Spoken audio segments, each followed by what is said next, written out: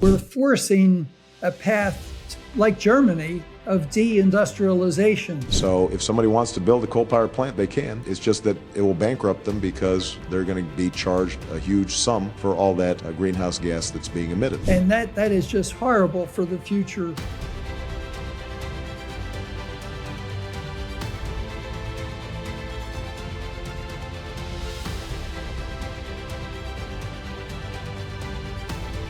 This is Climate Debrief, brought to you by the CO2 Coalition. I'm Angela Wheeler. Today I'll have some questions for CO2 Coalition member Dick Storm about his presentation, The Importance of Coal for Electricity Reliability.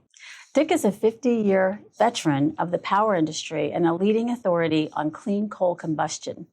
A contributing editor to Power magazine and founder of the widely respected Large Electric Utility Boiler Performance course, Dick has trained engineers worldwide and shaped industry standards through his company, Storm Technologies. Dick now lends his expertise to educate the public through OLLI, the Osher Lifelong Learning Institute at the University of South Carolina, Beaufort. Dick, thank you so much for joining us on Climate Debrief. Thank you. It's my honor, Angela. Dick, your presentation title highlights the critical role of coal in ensuring electricity reliability. Can you share why you believe coal remains indispensable for a stable power grid in today's energy landscape? Angela, I feel like coal is indispensable, that America has used right at 100 quadrillion BTUs of total primary energy for about the last 25 years. It's been fairly constant. The energy use of primary energy has been fairly flat.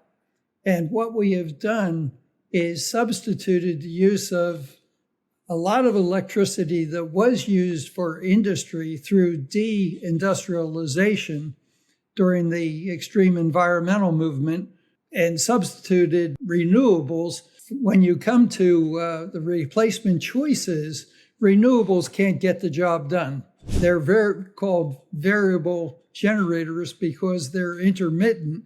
So what we have in America is a lot of variable power generation has been forced onto the grid, subsidized by tax dollars.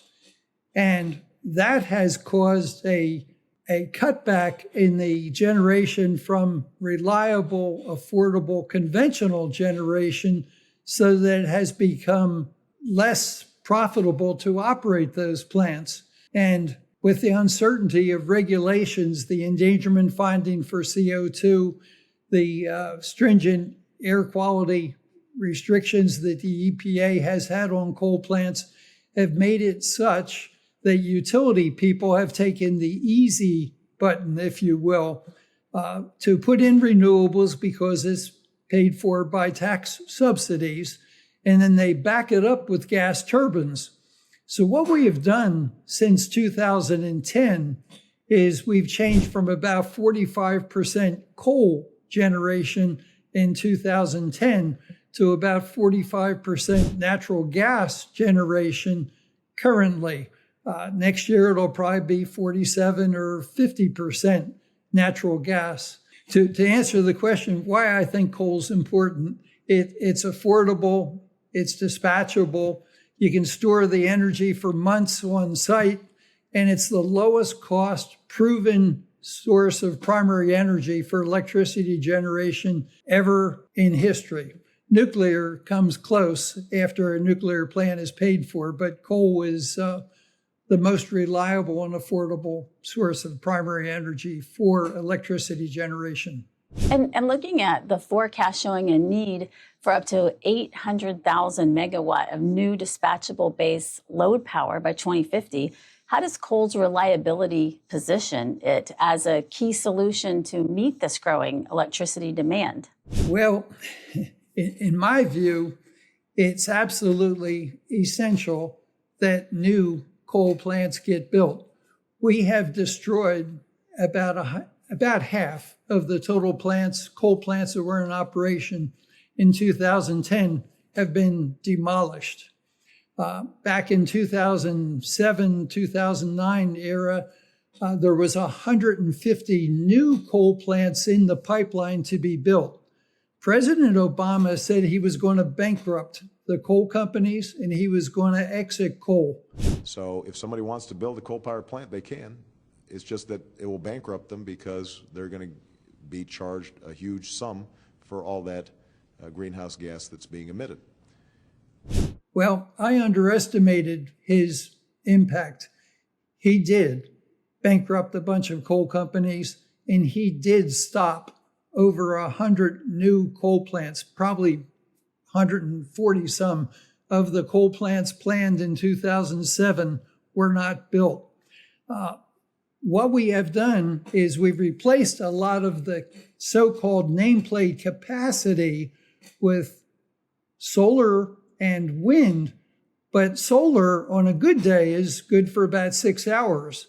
So we end up with solar being maybe 25% of the total power generation, but what it does is it's forced onto the grid when the sunshine is shining.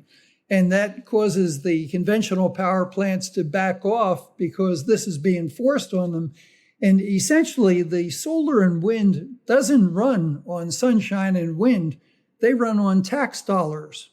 And that's why we have so much of it. When you take the tax incentives away, the wind and solar are much reduced in the construction.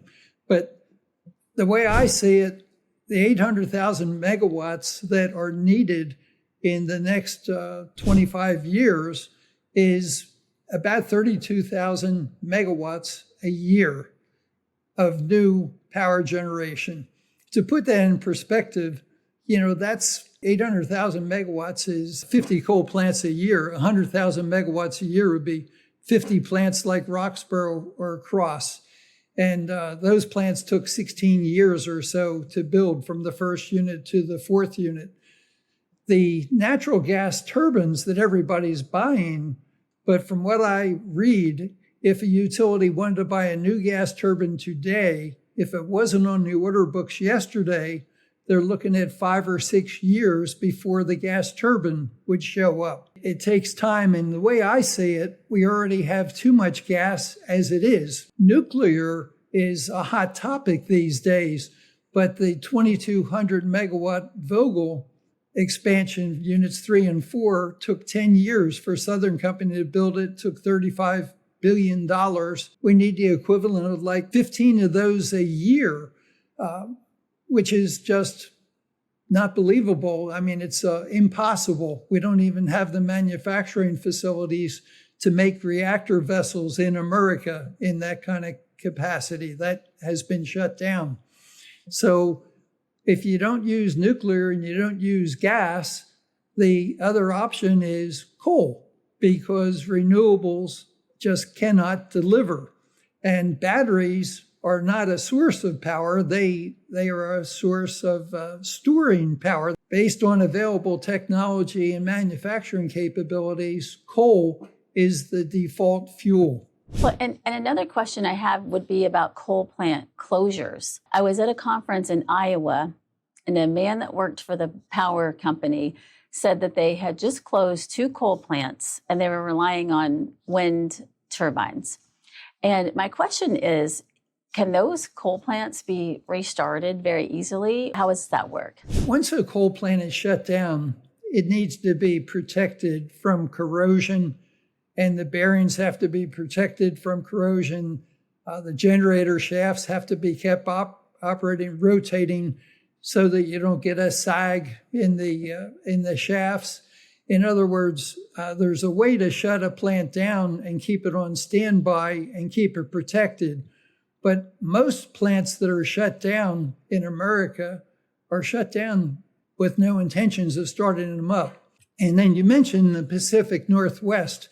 That is a really unique area. The state of Washington and the state of Oregon have low electricity rates because of the Columbia River system and massive amounts of low-cost hydropower and a lot of wind generation that was built by the government. So they have low rates because of their geographic location and the wind and the hydro infrastructure that was there ever since the FDR's New Deal of the 30s. Dick, your chart shows solar and wind contributing less than 6% of primary energy, while electricity makes up nearly 38%.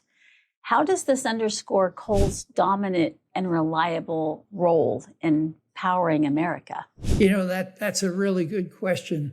One of the most misunderstood concepts by American citizens is the difference between primary energy and electricity. Electricity is secondary energy. It has to be generated by primary energy.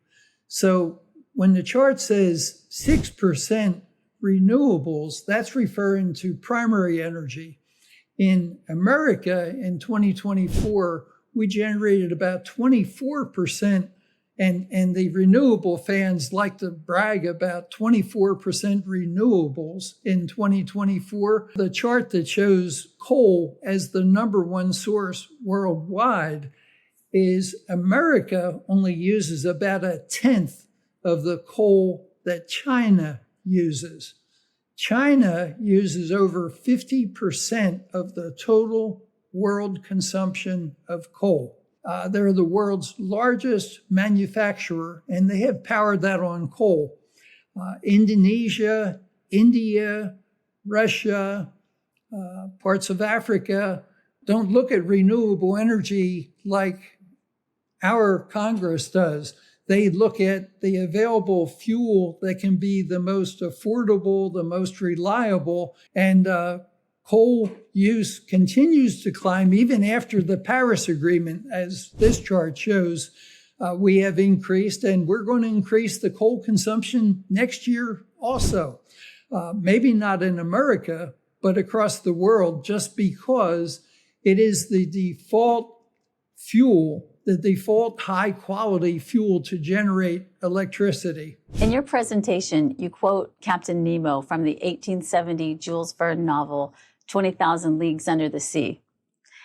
The quote reads, "There's a powerful agent, obedient, rapid, easy, which conforms to every use and reigns supreme on board my vessel.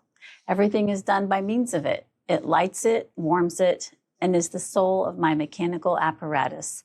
This agent is electricity." In your presentation, Dick, this quote is used to emphasize electricity as the lifeblood of America, highlighting its indispensable role in modern society, a vision that was science fiction in 1870, but is now foundational to our economy, security, and daily life. How have policies contributed to self-sabotaging our reliable coal-based infrastructure? Electricity is extremely vital for everything that we do. Cooking, refrigeration, just all of the things that make our high quality of life possible. And when I started getting involved in studying public policy, it was through New Source Review. What New Source Review is you would have to go back to the EPA with a 30-year-old power plant, just like it was a brandy new spanking power plant, and start the permitting process all over again. So anyway, the EPA had a war on coal, starting with Carol Browner being the leader of the EPA back in the Clinton administration. Well, I thought that was bad. Well, then Mr. Obama became president, and he said he's going to bankrupt the coal companies. Well, he did. And he did sure as heck stop over 150 new coal plants from being built. And I didn't think that'd be possible. At that time, we were depending on 45% coal power, and I thought, no politician can do that. Well, what saved Obama was the shale gas revolution. So about the same time that Mr. Obama had his accelerated war on coal, on steroids, if you will, the shale gas revolution came in, and the oil and gas companies were producing so much gas, flooding the market, the gas actually dropped below $2 per million BTU, cheaper than coal. What we did was we substituted natural gas at low cost for what was coal generation. Went from 45% coal in 2010, and at the time, I forget how much gas, maybe it was 10 or 15%. But gas then rose from relatively small percentages to about 45%, and coal has declined to about 16%.